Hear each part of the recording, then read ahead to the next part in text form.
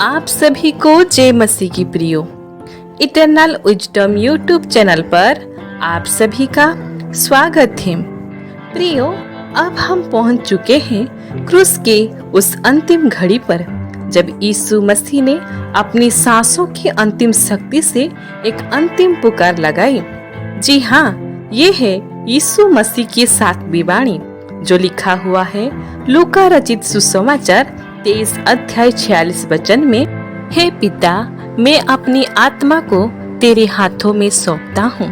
लेकिन प्रियो, वीडियो को शुरू करने से पहले आप हमारे चैनल को सब्सक्राइब करें और बेल आइकन को दबाना ना भूलिए। चलिए प्रियो, अब देरी ना करते हुए वीडियो को शुरू करते हैं। यीशु मसीह की ये 7वीं और अंतिम वाणी क्रूस पर उनके जीवन की अंतिम सांसों के दौरान कही गई थी।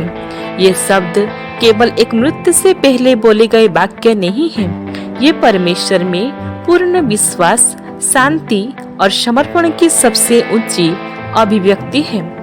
पहला वाणी का ये ऐतिहासिक और आत्मिक संदर्भ, यीशु लगभग 6 घंटे से क्रूस पर लटके हुए थे। उन्होंने शारीरिक पीड़ा, अपमान और आत्मिक संघर्ष से सब कुछ सहा। इसके पहले उन्होंने 6 गहन वाणियां बोली, जिनमें क्षमा, उद्धार, प्रेम, त्याग, प्यास और विजय का संदेश था।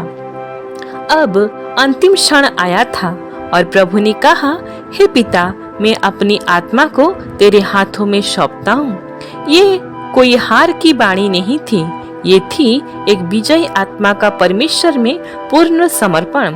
दूसरा, ये वाणी हमें क्या सिखाती है? ये वाणी हमें परमेश्वर में पूर्ण विश्वास में रहने की सिखाती है। यीशु ने अपने प्राण स्वयं सौंपे, कोई उनसे उनकी आत्मा नहीं छीन सका। ये दिखाता है कि उन्होंने मृत्यु को भी नियंत्रण में रखा और अंतिम क्षण तक उनका परमेश्वर में भरोसा अटल रहा। मैं अपनी आत्मा सौंपता हूँ, ये वाक्य उस विश्वास का प्रतीक है जो एक पुत्र को अपने पिता पर होता है। मृत्यु के समय शांति, जहाँ लोग मृत्यु से डरते हैं, वहीं यीशु इसे शांति के साथ स्वीकार करते हैं, क्योंकि उन्हें पता था कि उनका आत्मा सुरक्षित है।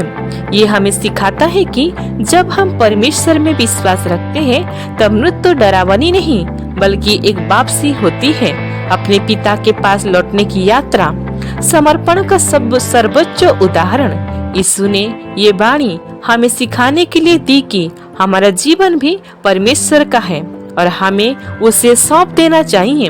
हर दिन, हर निर्णय, हर संघर्ष यदि हम परमेश्वर को सौंपते हैं तो वो हमें दिशा देगा, सुरक्षा देगा और शांति देगा। गहराई में जाने पर पुराने नियम में संबद्ध यीशु मसीह की ये वाणी भजन संहिता 31 अध्याय 5 से ली गई है।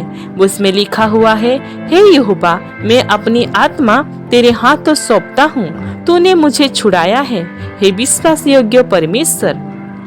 इससे ये स्पष्ट होता है कि यीशु बाइबल के वचनों से पूरी तरह जुड़े थे।